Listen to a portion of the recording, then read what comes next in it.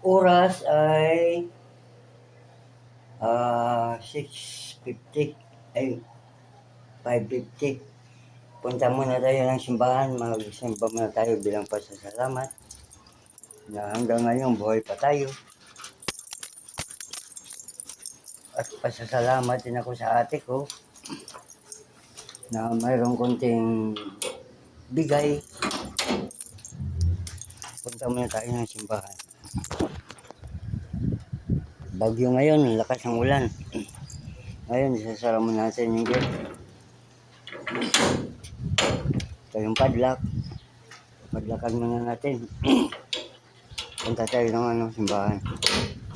Yan.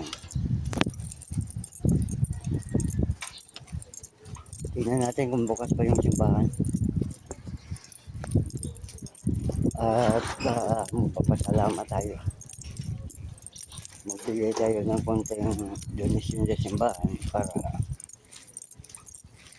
makakatulong natin. Hindi ko alam kung bukas pa yung simbahan.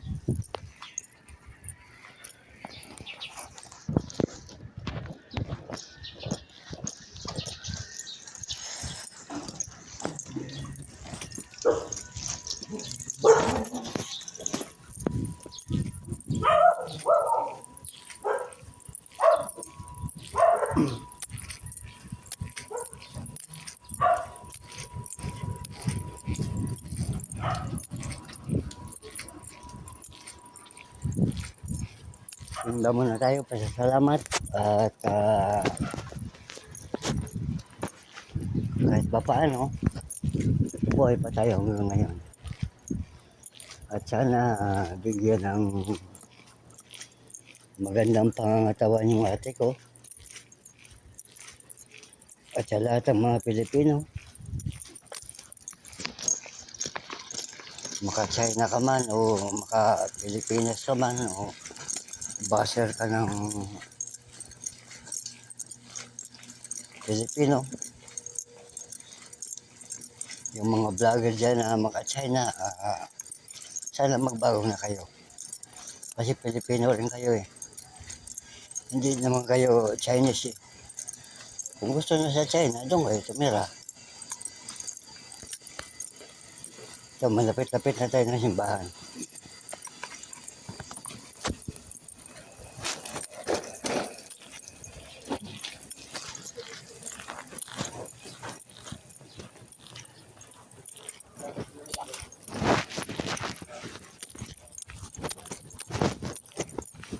Lakad muna tayo, lakad.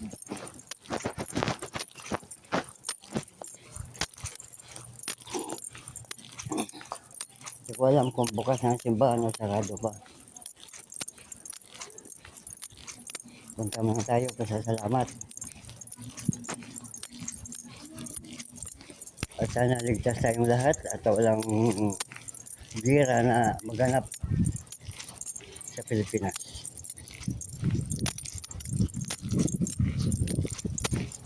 So malapit-lapit na tayo sa simbahan. Yan yung paaralan ng first year to fourth year.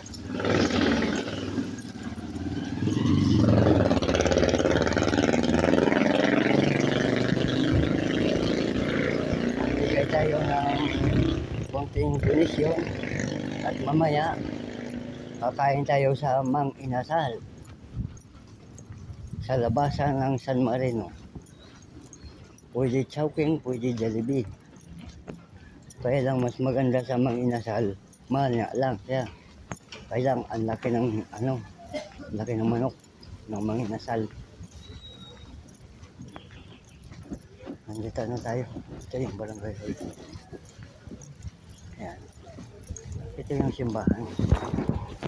Tingnan natin kung ay bukas na, may mga tao na. Ayun na. Bukas na yung simbahan. Tapos mamaya bagyo eh. Ang lakas ng ulan kanina eh. Pero hindi na nila mapigilan na magsimba.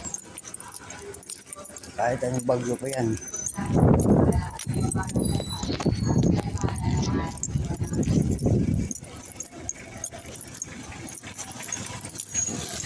Papasok na tayo ng simbahan.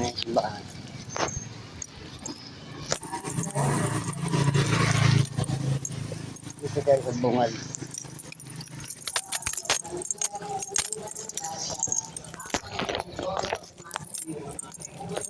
So, patayin na natin.